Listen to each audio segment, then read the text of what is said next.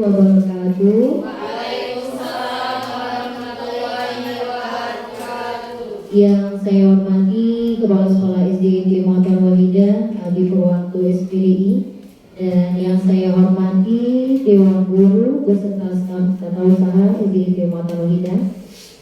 Baiklah, sebelum acara kita mulai pada hari ini, pertama-tama marilah kita panjatkan puji beserta syukur kita atas kehadirat Allah Subhanahu wa taala yang telah memberikan kita nikmat kesehatan sehingga pada hari ini kita masih bisa berkumpul.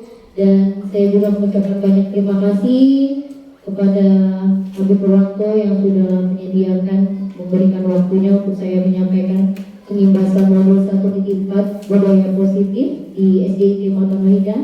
Dan juga saya ucapkan terima kasih kepada Abi Umi yang sudah meluangkan waktunya. Mohon maaf mengganggu waktunya hari ini untuk saya menyampaikan memaparkan tentang budaya positif.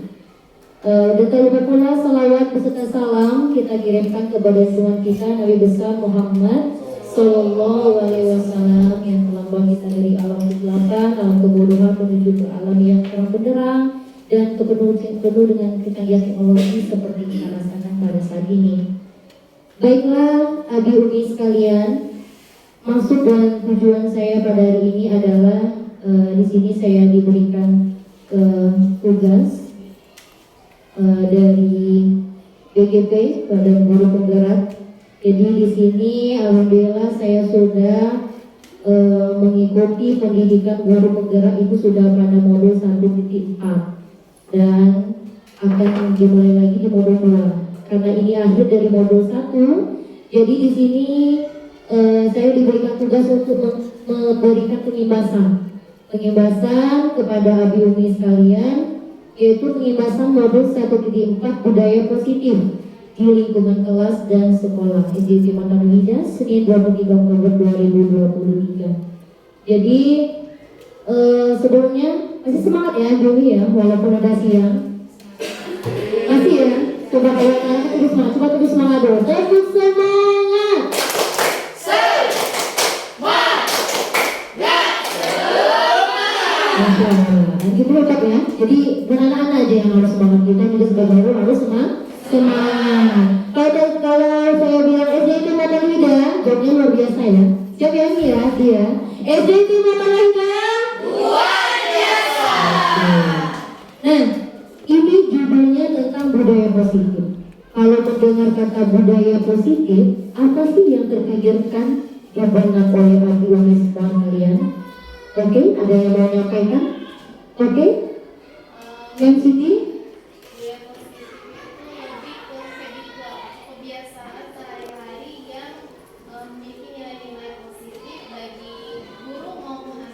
Iya, benar sekali, betul sekali. Dan ini ada kira-kira apa yang terbesit pada benak kita dengan ada kata budaya positif? Apa sih budaya positif? Atau budaya positif itu seperti apa? Contohnya seperti apa? Seperti apa Kak Zalina? Misalnya contoh budaya positif ya. Kalau di sekolah. Ini di sekolah kita alhamdulillah sudah menerapkan ya budaya positif. Apa contohnya mungkin? Contohnya misalnya anak melakukan kegiatan membersih lingkungan. Iya, benar sekali. Benar semua jawaban dari Melisna, dari Siti, tadi semuanya benar. Semuanya adalah dalam hal kegiatan-kegiatan yang positif. Tapi di sini ada kata budaya. Artinya kata budaya, artinya di sekolah kita itu harus berbudaya. Sikap itu harus terus-menerus dijalankan. Bukan hanya sekedar hari ini aja, misalnya hari ini kamu tidak boleh terlambat ya nak ya, tapi besoknya berulang lagi tidak terlambat. Artinya itu baru berbudaya di sekolah kita. Baik, next. Kesepakatan, mungkin ini karena udah siang nggak boleh ya, ini kesempatan boleh. Kalau mau ke toilet boleh. Nanti takutnya mau nahan kencing juga nanti boleh. Kalau mau izin keluar juga boleh. Selama proses diskusi kita santai saja. Jadi tidak usah terlalu ini. Silakan kalau ada keperluan atau ini diperbolehkan. Silakan next tujuan.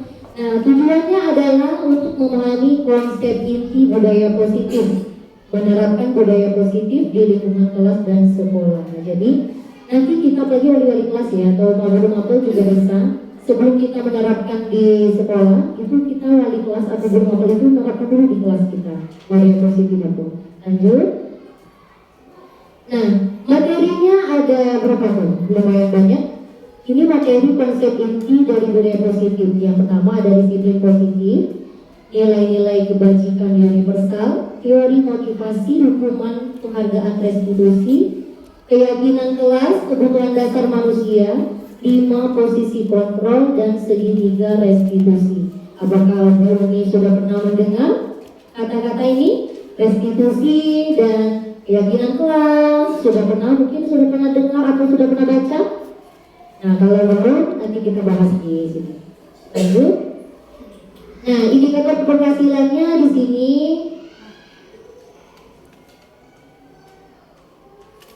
nanti Abi Uni bisa menerapkan ini, membuat keyakinan kelasnya masing-masing, ya, mampu membuat keyakinan kelas, mampu menerapkan disiplin positif, memiliki komitmen untuk menjalankan keyakinan kelas, mampu menerapkan langkah-langkah segitiga restitusi. Lanjut. Nah, ini ada pertanyaan untuk Abi ini semua.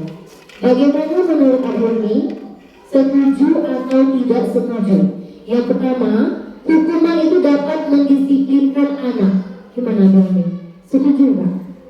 Kalau hukuman itu bisa mendisiplinkan anak, apakah setuju? Coba siapa yang setuju, tunjuk tangan. Artinya tidak setuju semua ya? Tidak setuju, berarti semua tidak setuju ya? Apakah hukuman itu dapat mendisiplinkan anak? Misalnya anak itu terlambat, kita suruh dia mencuci WC. Apakah besoknya dia bisa tidak datang terlambat atau masih datang terlambat? Tapi biasanya kita ketemukan di anak kita, besok-besoknya masih terlambat. Nah, jadi hukuman itu berarti tidak dapat mendisiplinkan anak, ya. Persepsi kita selama ini mungkin salah, karena saya juga merasa sebelum mendapatkan materi ini adalah bahwa kita ini lebih cenderung ke guru yang lebih ke penghukum gitu. Jadi kalau ada anak kesalahan kita langsung berhukuman gitu kan. Kalau kamu nggak buat PR, kita nggak di luar, atau kalau nggak buat PR, cuci WC. Nah, tapi hal yang kita lakukan itu tidak kita berpikir bahwa itu tidak mendisiplinkan anak sama sekali. Seperti itu. Nanti akan saya jelaskan lagi. Yang kedua, pemberian hukuman dengan hal positif seperti membaca atau membersihkan lingkungan sekolah dapat mendisiplinkan anak. Setuju atau tidak setuju? Setuju? Oke. Memberikan penghargaan dapat meningkatkan disiplin anak. Memberikan penghargaan. Setuju? Nah, nanti Abi Uni bisa tahu nanti benar nggak kalau saya jawab setuju, nanti kita ke materi selanjutnya. Silakan lanjut lagi. Nah, budaya positif. Budaya positif adalah sesuatu yang menjadi kebiasaan yang sukar diubah. Jadi sukar diubah, ya. Kalau udah berbudaya, artinya itu sudah diterapkan di sekolah kita, benar-benar itu menjalankannya terus-menerus gitu, bukan hanya untuk hari ini aja. Kemudian positif itu pasti tegas, yakin, bersifat nyata dan membangun. Budaya positif adalah keyakinan yang bersifat nyata dan membangun yang sudah menjadi kebiasaan yang sukar diubah. Tapi kalau misalnya anak itu masih mengulangi kesalahannya besoknya, artinya itu kita belum menerapkan budaya positif, ya. Artinya anak-anak belum meyakini di dalam dirinya bahwa dia telah berbuat kesalahan, ya. Terkadang ada juga anak-anak yang saya temukan itu di kelas saya sendiri, malahan kamu nggak buat PR, cuci WC. Besok ketika dia nggak buat PR, malah dia sendiri yang minta, Taza, aku cuci WC ya, aku nggak buat PR. Artinya apa? Di dalam diri anak itu tidak menyadari kesalahan dia tidak membuat PR tadi, malahan dia suka punya hukum, ya, tidak belajar katanya, malah suka. Itu bukan budaya yang positif, yang tidak baik juga untuk anak. Lanjut. Latar belakang budaya positif itu lingkungan yang aman dan nyaman akan memberikan murid kesempatan dan kebebasan untuk berproses, belajar, membuat kesalahan, belajar lagi, sehingga mampu menerima dan menyerap suatu pembelajaran. Nah, ini pertanyaannya, sudah aman dan nyamankah lingkungan kelas dan sekolah kita? Nah, itu tentunya kita sebagai guru tentu ada pendapat masing-masing ya. Apakah di kelas kita sudah aman dan nyaman lingkungan kelas kita? Ya, tentunya banyak faktor-faktor ya yang menyebabkan kelas itu atau sekolah itu tidak menjadi tempat yang aman dan nyaman, bukan untuk murid saja, bahkan untuk guru. Ya, lanjut. Nah, permasalahannya di sini adalah ya sekarang itu murid itu adalah di akhlak dan karakter, kemudian juga motivasi belajar. Itu adalah permasalahan yang sering kita temui di kelas kita masing-masing ya. Kedua, masalah guru.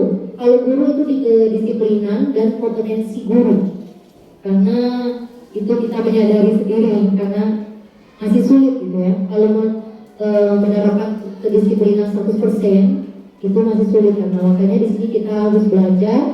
Kalau kita mau murid kita disiplin, artinya kita harus menjadi tauladan untuk murid kita sendiri. Yang ketiga, lingkungan mungkin stres, sarana-prasarana yang membuat kita tidak nyaman ya di kelas itu ya, atau di sekolah kita menjadi tidak nyaman sarana dan prasarananya, kemudian kebersihan, dan juga mungkin bisa dari orang tua ya. Terkadang kita apalagi kita di sekolah-sekolah ya, karena berat tanggung jawabnya bukan sama anak aja, tapi orang tua juga ya. Lanjut, disiplin positif. Nah, disiplin positif itu tidak boleh tanpa kekerasan dan ancaman. Jadi kalau anak kita berbuat salah itu tidak boleh kita kerasi atau kita pukul, kita cubit, karena di zaman sekarang tahu sendiri kalau kekerasan itu semuanya sudah ada hukumnya dan tidak boleh diancam ya, tidak boleh ada ancaman ya. Kemudian komunikasi, konsekuensi dan tanggung jawab, motivasi internal, menghargai diri sendiri, nilai-nilai kebajikan. Nah, motivasi dari dirinya sendiri, kita itu bertugas memunculkan motivasi dari dalam dirinya, bukan dari luar. Artinya saya takut terlambat misalnya karena saya takut sama ustazah. Nah, kalau itu dari motivasi dari luar, bukan dari motivasi dari dalam diri anak itu. Makanya anak itu gak berubah, besoknya masih terlambat lagi karena belum ada motivasi dari dalam dirinya untuk berubah. Dia takut terlambat karena takut dimarahi guru, bukan karena dia takut terlambat karena dari dirinya ingin memperbaiki dirinya, tapi karena takut sama guru. Berarti anak itu belum memiliki motivasi internal atau intrinsik ya. Lanjut. Nah, disiplin positif akan melahirkan nilai-nilai kebajikan universal. Kebajikan universal itu sifat-sifat positif manusia yang merupakan tujuan mulia yang ingin dicapai. Oke, ini breaking dulu biar gak ngantuk. Siapa yang bisa nebak gambar satu? Ada? Pisau tajam. Gambar kedua? Oke, benar. Gambar ketiga? Oke, lanjut. Itu sedikit ya. Nah, nilai kebajikan itu kita berpatokan kepada profil pelajar Pancasila sesuai dengan yang sedang sekarang sedang pokoknya yang menjadi yang dibahas gitu ya. Itu profil Pancasila. Profil pelajar Pancasila itu ada berapa? Ada 6 dimensinya, benar.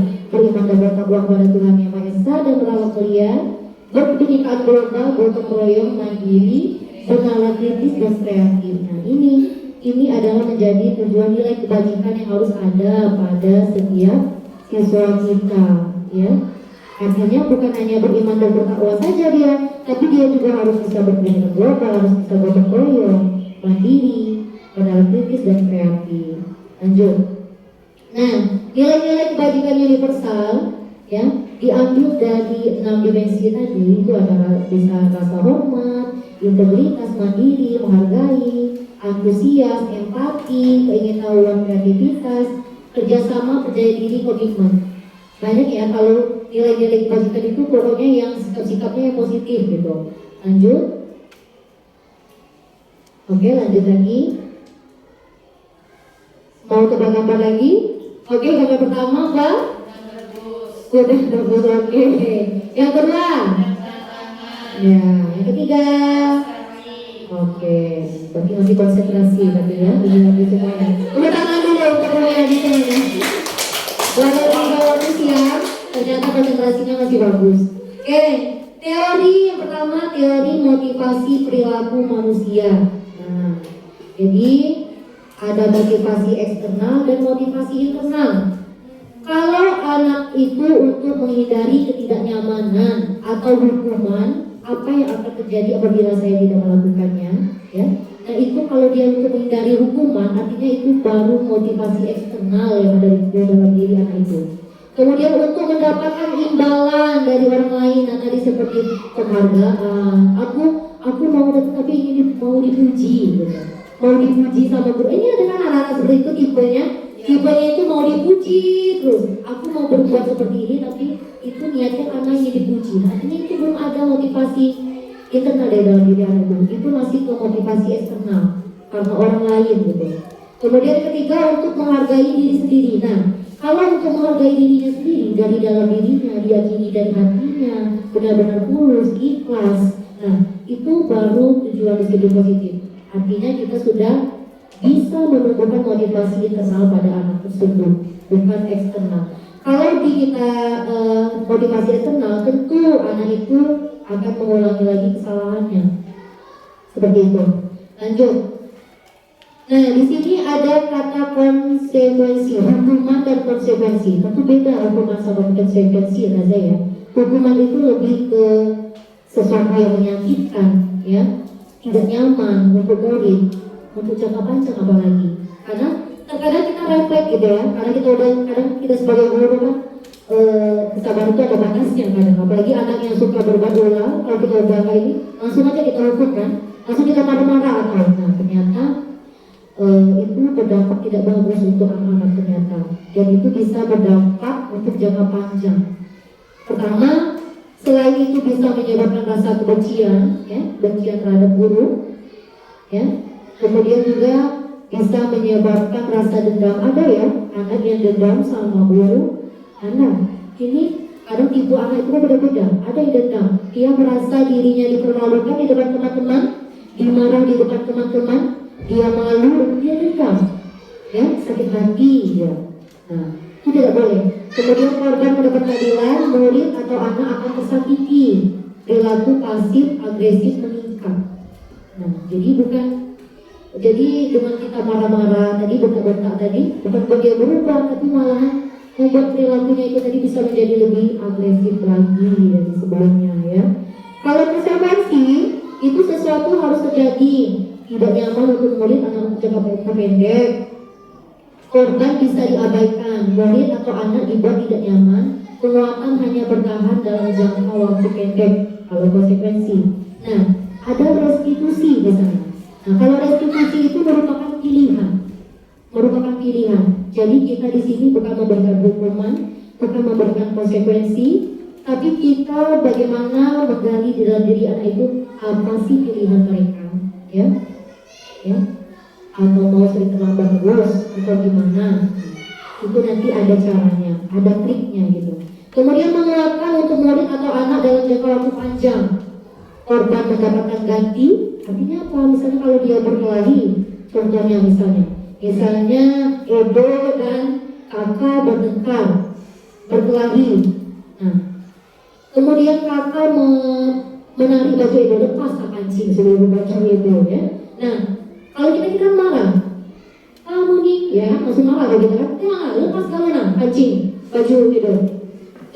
Kak, mak juga marah. Nah, harusnya kita ternyata itu bukan hanya itu kan, memang diri kita seperti itu, masih refleks tadi kan, refleks marah. Nah ternyata itu nggak boleh kita terapkan lagi itu.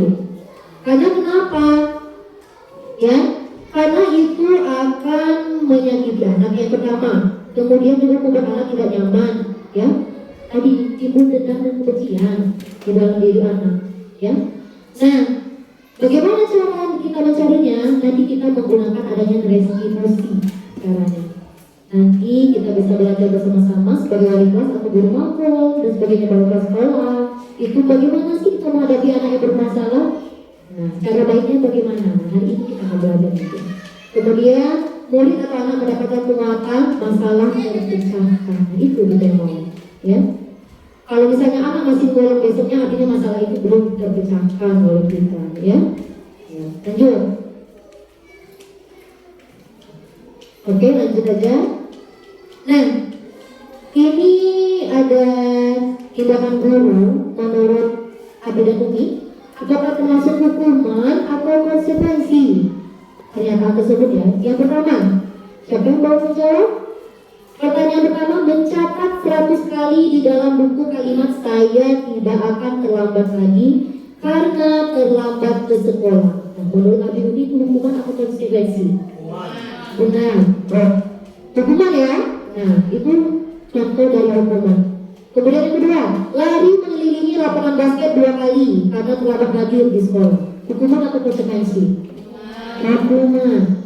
Membersihkan coretan yang dibuatnya di meja tulis.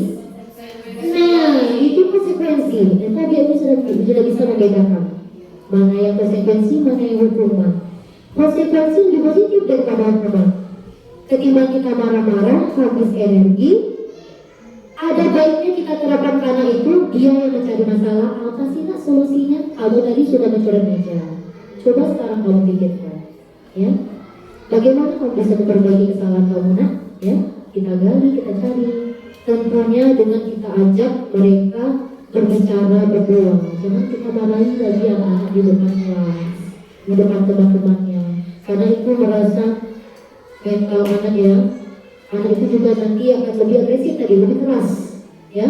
Tapi kalau kita ajak dia ngobrol pelan-pelan dari hati ke hati, insya Allah, ya, anak itu akan meyakini kesalahannya. Kemudian, murid diminta untuk push up 15 kali karena tidak menggunakan masker di sekolah. Hukuman atau konsekuensi? Hukuman, ya. Menggantikan kertas tugas teman yang telah dicoret-coret. Nah, itu konsekuensi. Berjemur di lapangan basket pukul 12 siang karena mengobrol dengan teman. Murid diminta bertanjak kaki sepanjang hari karena tidak menggunakan sepatu warna hitam sesuai peraturan sekolah. Berdiri di depan kelas sambil mengangkat kaki satu karena tidak bisa menjawab pertanyaan. Hukuman. Membersihkan tumpahan air di meja tulis karena tersenggol pada saat belajar. Konsekuensi. Nah, di sini kita harus terapkan anak kita ya. Jadi bukan memberikan hukuman, tapi anak itu harus tahu konsekuensi saya melakukan kesalahan itu apa yang harus saya perbaiki. Gitu. Lanjut. Dihukum oleh penghargaan. Nah, saat kita berulang kali menjanjikan hadiah kepada anak-anak agar berperilaku bertanggung jawab, atau kepada seorang murid agar mempelajari sesuatu yang baru, atau kepada seorang karyawan agar melakukan pekerjaan yang berkualitas, kita sedang berasumsi mereka tidak dapat melakukannya, atau mereka tidak akan memilih untuk melakukannya. Iya, mereka tidak memilih. Kalau tidak ada hadiahnya, mereka tidak akan melakukannya. Iya. Artinya apa? Itu bukan dari internal anak, itu dari motivasi eksternal kita. Nah, kamu harus ini nanti Taza kasih kamu hadiah. Itu kan motivasinya dari kita, dari eksternal. Kita kan orang tua, ya. Sedangkan yang bagus itu adalah motivasi dari dalam dirinya sendiri, ya. Itu bedanya motivasi internal sama eksternal. Jadi bukan untuk dapat penghargaan, bukan untuk menghindari hukuman, gitu. Lanjut. Nah, motivasi diri dalam diri intrinsik saat seorang anak belajar untuk pertama kali menggabungkan huruf-huruf dan kata-kata serta menyadari bahwa ia dapat membaca, timbul pijar di matanya dan sebuah senyuman di wajahnya. Anak tersebut begitu gembira bahwa ia telah mempelajari dan menguasai suatu keterampilan baru. Kesadaran akan kemampuannya bahwa dia sudah dapat membaca sesungguhnya sudah merupakan sebuah penghargaan. Jadi penghargaan itu tidak dalam bentuk hadiah, gitu. Tapi bagaimana seorang anak itu dia menghargai dirinya sendiri. Aku sudah bisa baca, ya, bangga terhadap dirinya sendiri, ya. Aku sudah bisa baca Ustazah Ana dan Ustazah Setan, ya. Jadi dia bangga terhadap dirinya sendiri. Bukan karena mau dikasih hadiah sama Ustazah Ana. Besok Ustazah kasih uang 5.000 nak, ya. Kalau udah lancar membaca, nah itu enggak bagus sebenarnya kita memberikan hal-hal seperti itu kepada anak. Saya juga baru tahu setelah memahami materi di modul ini, gitu. Nah, lanjut kemudian. Nah, baru sebelumnya ini ya. Nah, nanti keinginan saya sendiri untuk pembahasan ini adalah nanti juga saya akan terapkan di kelas saya masing-masing. bagaimana kita membuat keyakinan di kelas masing-masing gitu. Nanti kita tempelkan di depan, kita ajak anak-anak. Nah, apa sih bedanya keyakinan kelas? Kenapa keyakinan kelas? Kenapa enggak peraturan kelas gitu? Ya kan? Biasanya kalau di kelas kita ada peraturan kelas, peraturan sekolah. Kok diubah bahasanya jadi keyakinan? Ada yang tahu? Karena apa? Kalau keyakinan itu kata-katanya lebih positif, tidak negatif. Kalau peraturan, tidak boleh membuang sampah, tidak boleh datang terlambat, ya kan? Kita hapus sekarang kata tidak boleh, kata jangan itu tidak kita pakaikan lagi untuk peraturan di sekolah atau di kelas. Kita pakai kata-kata yang positif. Apa bisa digantinya? Tadi kan jangan terlambat. Bisa kita ganti dengan apa? Disiplin waktu. Kata-katanya lebih yang positif. Jangan pakai jangan, tidak boleh, ya, tidak boleh buang sampah, tidak boleh ribut. Kita ganti disiplin waktu, saling menghargai. Nah, itu lebih positif kata-katanya. Nanti boleh kita minta setiap anak-anak kita siapkan kertas seperti itu, sticky note ya. Kita bagikan ke masing-masing anak kita. Kalian suruh mereka tulis apa keyakinan kelas yang mereka mau. Yang mereka mau tentu apa keyakinan kelasnya. Pastinya setiap anak nanti berbeda. Nanti kita suruh dia tempel di depan kelas, terus kita kelompokkan. Ya, seperti itu ada mandiri, tepat waktu, religius, tertib, jujur. Dan itu akan kita pajang di kelas kita. Lanjut. Nanti setelah pembahasan ini saya harap adik-adik semuanya bisa menerapkan ini di kelasnya masing-masing keyakinan kelas. Tadi kenapa nggak peraturan aja? Peraturan kelas kita sudah ada, iya. Tapi peraturan itu dibuat untuk dilanggar, bukan untuk diyakini oleh anak. Tapi kalau keyakinan itu mereka yang meyakini, diyakinkan di dalam hati mereka. Oh iya, keyakinan kelas aku kemarin harus saling hargai teman. Berarti tidak boleh membuli teman, gitu. Ya, karena mereka sendiri yang membuat, ya kan? Lanjut. Dan lanjut lagi. Nah, mengapa tidak peraturan saja? Mengapa harus keyakinan kelas? Ya, mengapa kita memiliki peraturan harus menggunakan helm bila mengendarai kendaraan bermotor? Coba siapa bisa jawab. Mengapa kita memiliki peraturan harus menggunakan helm bila mengendarai kendaraan bermotor? Siapa bisa jawab? Ya, jadi apa jawabannya? Mengapa kita memiliki peraturan harus menggunakan helm bila mengendarai kendaraan bermotor? Agar kita lebih aman, oke? Ada jawaban lain? Terhindar dari kecelakaan. Bagus. Artinya itu adalah Umi sudah mempunyai motivasi diri, sudah mulai mesti tenang. Tapi kalau jawabannya tadi untuk menghindari titilan polisi, ya, nah itu artinya motivasinya tenang, ya. Tapi kalau jawabannya tadi untuk ya keselamatan diri, artinya ya Umi sudah memikirkan itu sudah dari dalam diri. Nah seperti itu juga kita ajarkan ke anak, gitu, ya. Jadi sebuah keyakinan itu alasannya itu jangan alasannya karena satu hal gitu, tapi alasannya untuk dirinya sendiri. Iya. Kemudian mengapa kita memiliki peraturan 3M, menggunakan masker, mencuci tangan dan menjaga jarak 1,5 meter kemarin di masa COVID. Sama ya, kemudian juga ya. Mengapa kita memiliki peraturan harus datang tepat waktu pada saat mengikuti pelatihan, misalnya? Atau misalnya alasannya karena malu, misalnya malu datang terlambat, itu kita senang. Tapi kalau kita sadar dari diri kita sendiri, saya kan mau ikuti pelatihan gitu, ada ilmu yang akan saya dapat di situ, saya harus datang tepat waktu agar ilmunya tidak ketinggalan. Nah itu motivasi yang prinsip. Lanjut. Kebutuhan dasar manusia. Tidak dipungkiri, kita ini adalah manusia yang mempunyai kebutuhan. Tidak mungkin kita tidak membutuhkan kebutuhan. Kebutuhan apa? Ya, seluruh tindakan manusia memiliki tujuan tertentu. Ya, semua yang kita lakukan adalah usaha terbaik kita untuk mendapatkan apa yang kita inginkan. Ketika kita mendapatkan apa yang kita inginkan, sebetulnya saat itu kita sedang memenuhi satu atau lebih dari satu kebutuhan dasar kita. Ya, ketika seorang murid melakukan suatu perbuatan yang bertentangan dengan nilai-nilai kebajikan atau melanggar peraturan, hal itu sebenarnya dikarenakan mereka gagal memenuhi kebutuhan dasar mereka. Ya, lanjut. Nah, kebutuhan dasar manusia itu ada 5. Oke, yang pertama bertahan hidup, benar ya? kebutuhan kita harus bertahan hidup. Kita bertahan hidup ya. Gimana tadi kita bertahan hidup? Mau bekerja, makan, mencari uang, itu bertahan hidup. Kemudian kasih sayang dan rasa diterima, kita butuh kan? Butuh ya, Abi Dedi ya, sangat butuh ya. Nah, kasih sayang dan rasa diterima ya. Ya kan, gak mungkin kita bertahan hidup aja, tapi kita di dalam diri kita juga kita butuh rasa kasih sayang, rasa diterima, ya, baik di keluarga, baik di sekolah, maupun di lingkungan tetangga, kita butuh rasa diterima, ya, dan kasih sayang. Kemudian penguasaan, pengakuan atas kemampuan. Artinya apa? Kita bisa diterima, mau dilihat, tidak dicuekin. Coba kalau kita dicuekin sama orang, gimana ya? Gak enak gitu. Jadi kita ini butuh, itu kebutuhan diri kita sebagai manusia. Memang udah kebutuhan kita. Kemudian kebebasan, kita butuh kebebasan manusia, ya.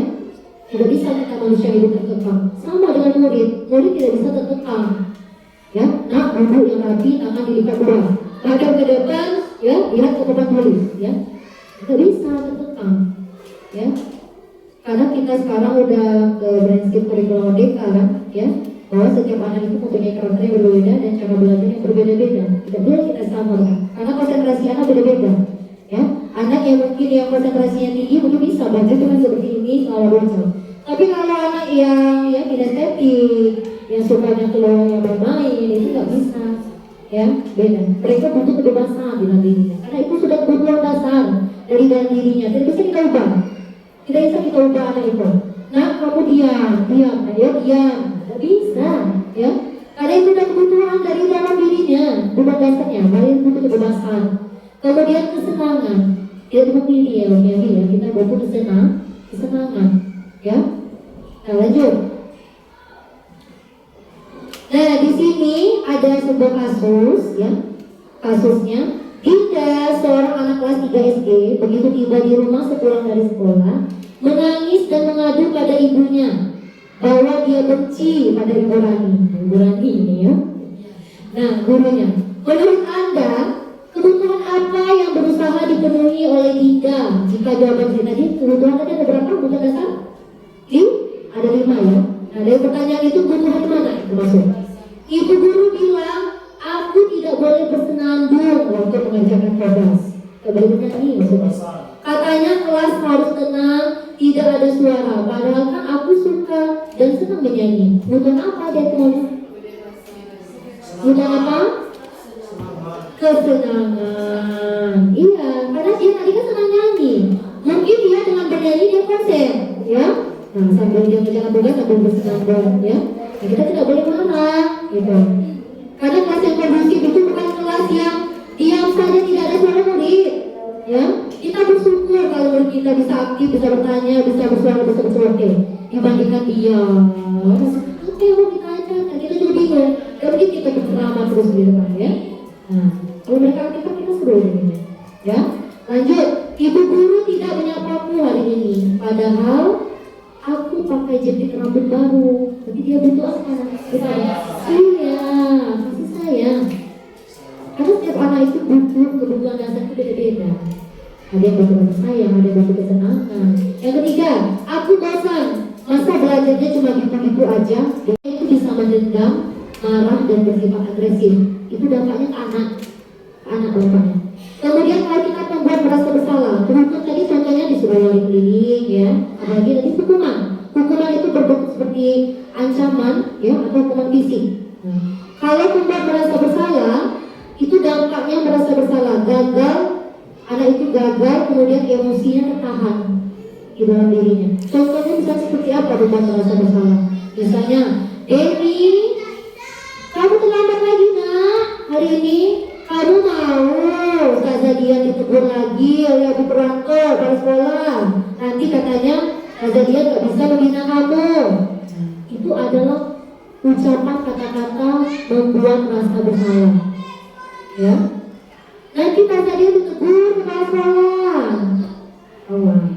Itu kata-katanya salah. Mungkin selama ini kita sering, termasuk saya juga, ya. Kita ya pernah berada di posisi kontrol membuat merasa bersalah. Menurut saya juga pernah, mungkin Abi juga pernah membuat rasa bersalah, juga kita pernah. Teman ini ada baik ada buruknya juga. Kalau kita meletakkan posisi kita sebagai kontrol, sebagai teman. Di sini anak itu senang, akrab dengan kita, tapi dia ketergantungan sama kita. Ya, dikit-dikit jadi cari gurunya. Ya, dikit-dikit mau bertanya pada gurunya. Taza ini apa? Taza ini, taza ini. Ya, dari pagi sampai jam pulang. Nah, itu membuat ketergantungan. Tidak bagus juga. Padahal selama ini kita berpikir bahwa kita menjadi sebagai teman dengan anak bagus gitu. Ternyata tidak baik juga. Kemudian memantau, memahami konsekuensi harus dipantau. Ya, memantau ini udah bagus, tapi belum terlalu ideal gitu. Ya, anak-anak bisa memahami konsekuensi, tapi masih harus dipantau terus gitu. Ya, harus dipantau terus. Anak-anak belum berubah 100%. Nah, yang terakhir itu posisi paling ideal kita sebagai seorang guru, yaitu sebagai manajer. Di sini bertanggung jawab dalam mencari solusi. Jadi kalau ada masalah, kita bantu anak itu mencari solusi. Tapi solusi itu jangan dari kita. Ya, misalnya kamu nak catat satu lagu dari kita solusinya. Tapi kalau tanyakan kepada anak-anak, tadi kakak sudah narik baju dari Denny, ya. Pertanyaannya seperti ini. Bagaimana kakak mau perbaiki kesalahan kakak? Ya, coba lihat nih baju Denny ini. Betul pas sebuah kakinya. Kasihan nggak ya temannya? Apa sih dia jawab? Kasihan Taza, ya. Nah, jadi gimana bawahnya? Kakak bisa menjahit? Bisa kita kasih kan? Enggak, Taza aku nggak bisa jahit misalnya. Atau bisa kita, atau nanti dia bilang, gini aja Taza, nanti aku suruh ibu aku yang jahit di rumah. Nah, itu kan dia sudah bertanggung jawab. Ya kan, belajar bertanggung jawab mencari solusi sendiri. Nanti aku bawa aja Taza bajunya ke rumah, nanti suruh ibu yang jahitkan, atau nanti suruh kau jahit. Nah, kita jawab langsung. Nah, iya anak bagus, betul sekali. Ya, tindakan kakak sudah benar sekali. Kita validasi tindakannya. Misalnya dia tadi berkelahi karena misalnya kawannya, misalnya terkadang anak itu kan emosi karena dipancing oleh temannya, ya kan? Kalau kita terpancing mau gitu, kenapa anak tadi kamu marah nak? Gitu. Misalnya dia jawab, iya Taza, kalau aku gak marah, bukan aku dicabik. Gitu. Artinya itu kita sudah memvalidasi tindakannya saja. Ya nak, memang benar, ya. Wajar misalnya kalau kakak marah bukan dicabik kaki, ya. Tindakan atau cara dia ke kakak terhadap menarik baju itu tidak benar. Seperti itu, ya. Lanjut menanyakan keyakinan. Menanyakan keyakinan itu tanyakan. Kan kita sudah berkaitan kelas tadi. Kakak kalau misalnya narik baju kawannya sampai cabik tanggal semua, kira-kira keyakinan kelas apa yang sudah dilakukan? Yang sudah kita buat kemarin? Dia pasti ingat. Misalnya apa keyakinannya? Misalnya dia jawab saling menghargai aja iya. Nah, ya.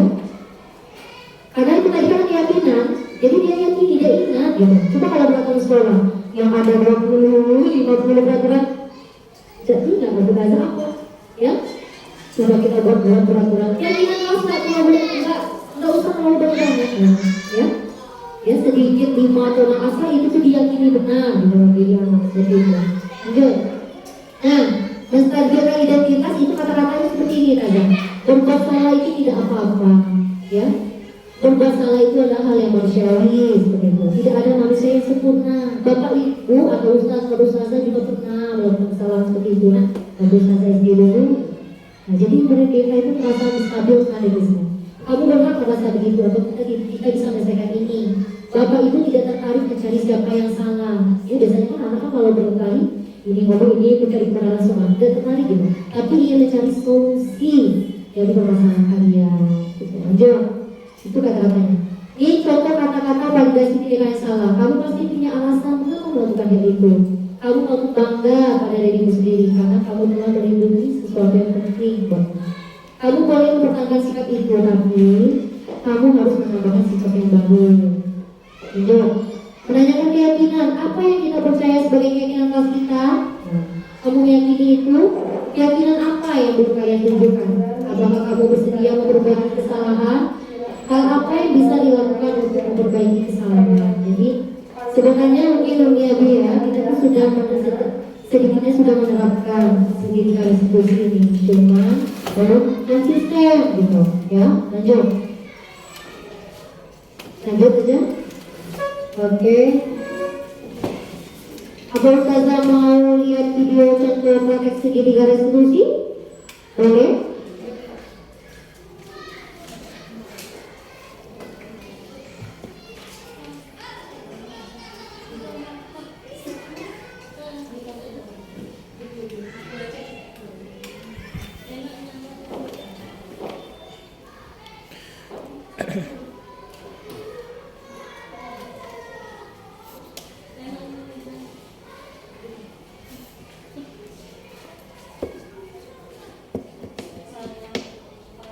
Nah, ini ada contoh video guru yang menerapkan segitiga restitusi. Ya, Naskah. Ibu benar tadi kalian berkali, apa benar? Ya, Bu. Nah, coba sekarang siapa yang mau cerita duluan? Bu. Baik, silakan Rehan. Dasar ambil air minum aku tanpa izin, satu orang terus dia mukul. Naskah ada yang bicarakan. Tadi aku udah bilang kasar itu, saya ngejawab jadi aku ambil minumnya.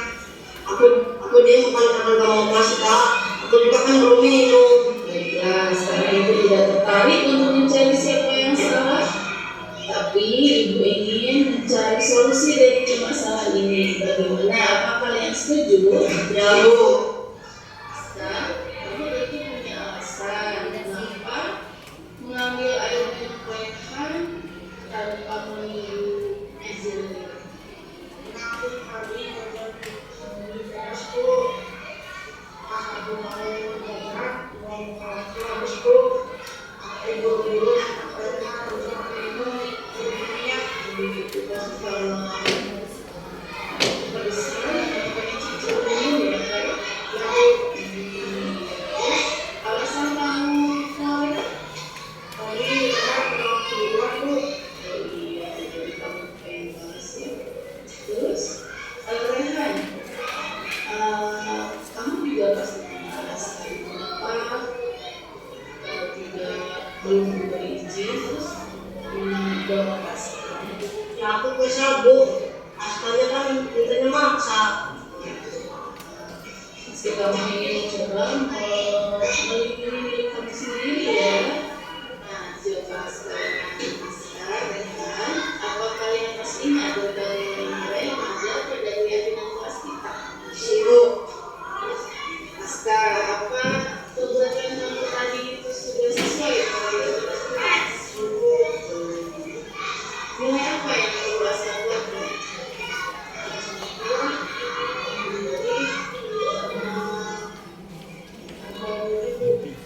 Bagus, kamu masih ingat ya? Nah, sekarang apa yang akan kamu lakukan untuk mengeluarkan nilai sopan santun, mandiri, dan sebagainya? tadi rumah izin kan kalau izin kita bukan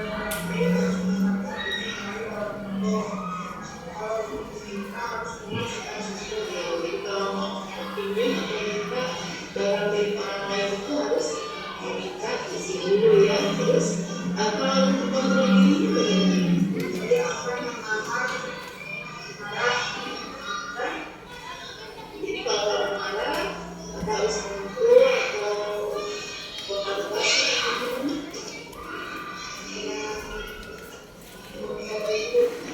Jadi tidak akan main asal ya, tidak main isu ya. Bisa sekali ya. Semoga kamu lebih bisa mandiri, lebih bisa sopan santun dan mengobrol. Nah sekarang Rehan, apa perbuatan kamu tadi sudah sesuai dengan nilai-nilai yang pada keyakinan kelas kita? Belum Bu, kira-kira nilai apa yang masih perlu kamu kuatkan? empati sama harga diri Bu. Iya, bagus kondisi. Bagaimana cara kamu untuk menguatkan nilai tersebut? Untuk melakukan orang sebisa mungkin tidak akan marah Kalau kamu itu harus gimana? Apa harus didorong? kalau Jadi kalau marah tidak akan mendorong atau memukul jadi tidak akan berbuat salah nanti. Jadi kamu sudah mau memperbaiki diri dengan menolong orang lain, mau berbagi dan apa tadi? Kalau marah tidak berbuat kasar, bagus dengan Nah, ini jadi Bang ya, ini salah satu contoh praktik segini diskusi. Kemarin itu juga saya juga sudah mencoba menerapkan di kelas saya ya terhadap kemarin kakak taruhnya. Boleh ini saya terapkan untuk anak-anak yang sering terlambat atau yang sering mengganggu teman. Nah, jadi di sini kita membantu anak mencari solusinya. Ya, bukan kita menghukum, bukan kita marah-marah, tapi bagaimana anak itu bisa menyadari kesalahannya. Dan kalau kita sudah buat keyakinan kelas tadi, mereka kan ingat, ya apa sih keyakinan kelas yang sudah kalian langgar, ya yang sudah kita buat. Nah, itu. Lanjut. Ya, itu tadi sedikit rangkaian sedikit materi yang sudah saya sampaikan mengenai kebutuhan dasar manusia, ya, motivasi yang sedikit tenang, kemudian 5 posisi berguru, kemudian juga segitiga restitusi. Segitiga restitusi itu adalah cara kita untuk menyelesaikan permasalahan anak ini, ya, sesuai dengan budaya positif. Sekarang apakah ada pertanyaan? Boleh, silakan atau menanggapi atau pertanyaan kami persilakan.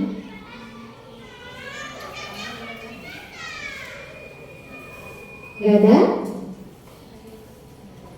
Oke, boleh kalau nggak pertanyaan boleh refleksi gimana tadi setelah dapat materi tentang ini gimana gitu. Jadi pemikirannya gimana? Boleh nggak apa-apa? Silakan disampaikan saja. Sini, Siti. Boleh? Silakan disampaikan. Dari 5 posisi guru tadi, ya. Kemudian dari kemudian segitiga restitusi tadi. Boleh kalau boleh menanggapi dari materi yang sudah didapat kali ini. Oke, boleh, silakan. Silakan. Assalamualaikum warahmatullahi wabarakatuh. Baiklah, di sini media menanyakan mengenai ini pribadi ya, Bu, ya. Jadi kelas ini ada anak yang memang betul saya. Jadi setiap ada problem itu mereka sering curhat, masalahnya itu dengan teman kelasnya. Jadi mereka itu curhatnya mungkin kebetulan wali kelasnya ini cowok. Jadi yang punya masalah ini anak cewek, dia sudah cerita sama wali kelasnya. Masalahnya ini yang unik ketika si A curhat sama saya seperti ini, nanti si B juga curhat gini. Jadi saya tuh bingung gimana mencari solusinya itu. Sepertinya masalahnya itu mengarah ke pembulian, masalah ke pembulian. Jadi saya masih bingung menanggapinya itu gimana supaya menjadi penengah di antara mereka. Nanti saya takutnya ketika saya memberikan nasihat arahan itu dia kan dekat sama Miss Siti, makanya dibela terus. Aku udah dekat sama Miss Siti, mungkin dia tidak percaya sama aku. Jadi gimana cara memberi penengahan dari problem tersebut? Baik, tepuk tangan dulu untuk Mas Siti. Ini dari permasalahan yang dia alami sendiri. Jadi gini Mas Siti, harusnya sebelum masalah itu anak-anak itu masalah itu disampaikan ke guru wali kelas lain, kita harusnya sebagai wali kelas dulu yang menyelesaikan masalah itu. Jadi artinya kita sebagai anak itu lebih curhatnya ke guru lain, artinya ya di posisi ke guru lain. Artinya berarti kita belum menerapkan posisi kontrol kita tadi sebagai manajer tadi. Iya. Karena apa? Kita di sini kalau sebagai wali kelas itu dituntut harus bisa mewakili permasalahan anak. Memang pada intinya di lapangannya mungkin banyak faktor yang kita temukan. Tapi bagaimana caranya kita harus menerapkan posisi manajer itu, gitu, ya. Jadi kalau bisa itu kita validasi dulu, atau bisa Mem Siti kasih solusi ke anaknya, coba nak disampaikan sama wali kelasnya dulu, gitu, ya. Karena kenapa? Kita ketika kalau mereka menyampaikannya ke guru lain duluan, itu artinya berarti mereka merasa tidak nyaman dengan wali kelasnya. Enggak masalah, wali kelas itu mau cewek cowok sama, ya sama, itu sama guru. Artinya kita harus memberikan ruang untuk anak bagaimana mereka bisa cerita masalah itu, gitu.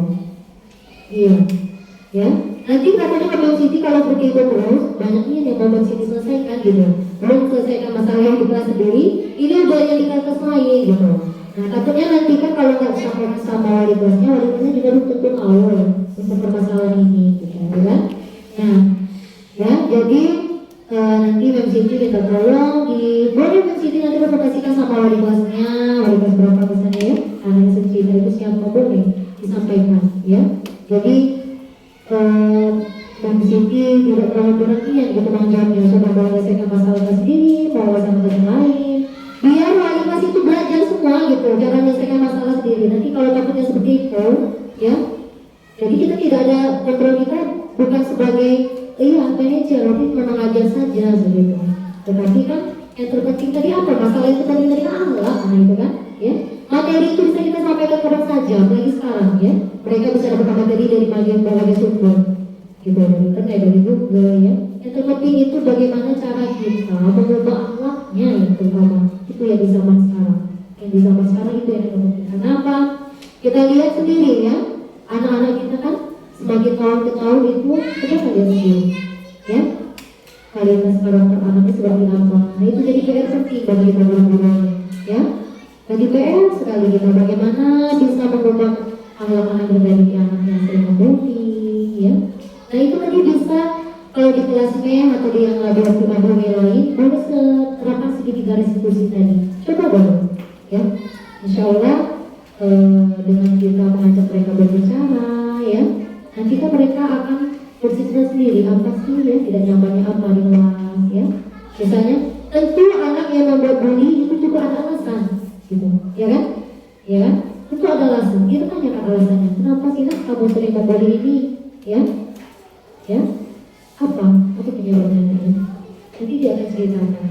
Silakan panggil anaknya. Kalau bisa panggil anaknya itu ya antara anak yang bermasalah saja, gitu. Tapi jangan di depan kelas. Kita usahakan ini kalau ada anak kita yang bermasalah, mohon sabarnya di dulu, nanti ketika sudah belajar selesai kita tetap kita belajar dulu. Nanti setelah kita belajar kita panggil anaknya. Coba kita ajak dulu sana. Dan ya, tentunya itu bukan permasalahan yang saja, itu menjadi permasalahan kita semua, ya. Habis di sini, tentunya di setiap kelas pastilah ada anak yang suka bully, ya. Nah itulah menjadi tantangan kita sebagai seorang guru saat ini, ya. Bukan hanya menyampaikan materi pelajaran saja menjadi tanggung kita, ya, tapi bagaimana kita membantu karakter apalagi kita di SDIT, ya. Mudah-mudahan dengan niat baik kita tadi, niat tulus, niat baik kita, semoga Allah permudahkan, gitu, ya. Sebelumnya ya, kalian ya, kalau kita benar-benar meminta, ya jangan lupa kita meminta pertolongan juga kepada Allah, gitu. Setiap kita sholat itu didoakan, ya, gitu nanti, gitu. Ya, ada pertanyaan lagi? Gak ada? Oke, Bumi, mungkin terima kasih telah waktunya pada hari ini untuk mendengarkan materi dari saya berharapnya ini dapat bermanfaat untuk sekolah kita, terutama untuk adik-adik untuk diterapkan di kelasnya masing-masing, ke anaknya masing-masing. Saya mohon maaf apabila saya dalam menyampaikan materi masih banyak kekurangan, ya, atau kekurangan pahaman, kebenaran saya menjelaskan, saya mohon maaf kepada Allah, saya mengaku. Saya iri. Wassalamualaikum warahmatullahi wabarakatuh.